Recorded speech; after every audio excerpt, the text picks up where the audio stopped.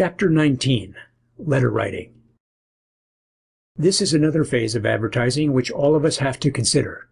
It enters or should enter into nearly all campaigns. Every businessman receives a large number of circular letters. Most of them go direct to the wastebasket, but he acts on others, and others are filed for reference. Analyze those letters. The ones you act on or the ones you keep have a headline which attracted your interest. At a glance, they offer something that you want, something you may wish to know. Remember that point in all advertising. A certain buyer spends $50 million per year. Every letter, every circular which comes to his desk gets its deserved attention. He wants information on the lines he buys. But we have often watched him. In 1 minute, a score of letters may drop into the wastebasket, then one is laid aside. That is something to consider at once.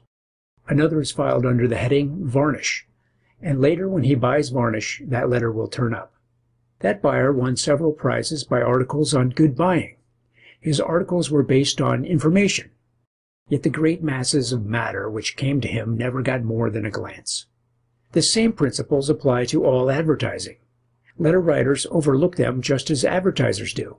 They fail to get the right attention. They fail to tell what buyers wish to know. One magazine sends out millions of letters annually, some to get subscriptions, some to sell books. Before the publisher sends out 5 million letters, he puts a few thousands to test. He may try 25 letters, each with 1,000 prospects. He learns what results will cost. Perhaps the plan is abandoned because it appears unprofitable. If not, the letter which pays best is the letter that he uses. Just as men are doing now in all scientific advertising. Mail-order advertisers do likewise. They test their letters as they test their ads. A general letter is never used until it proves itself best among many by actual returns. Letter writing has much to do with advertising. Letters to inquirers, follow-up letters. Wherever possible, they should be tested. Where that is not possible, they should be based on knowledge gained by tests. We find the same difference in letters as in ads. Some get action, some do not. Some complete a sale, some forfeit the impression gained. These letters, going usually to half-made converts, are tremendously important. Experience generally shows that a 2-cent letter gets no more attention than a 1-cent letter. Fine stationery no more than poor stationery. The whole appeal lies in the matter. It has been found that fine stationery and pamphlets lessen the effect. They indicate an effort to sell on other lines than merit. This has the same effect in letters as in ads. A letter which goes to an inquirer is like a salesman going to an interested prospect. You know what created that interest, then followed up along that line, not on some different argument. Complete the impression already created. Don't undertake another on a guess. In a letter as in ads, the great point is to get immediate action. People are naturally dilatory. They postpone, and a postponed action is too often forgotten. Do something, if possible, to get immediate action. Offer some inducement for it, or tell what delay may cost.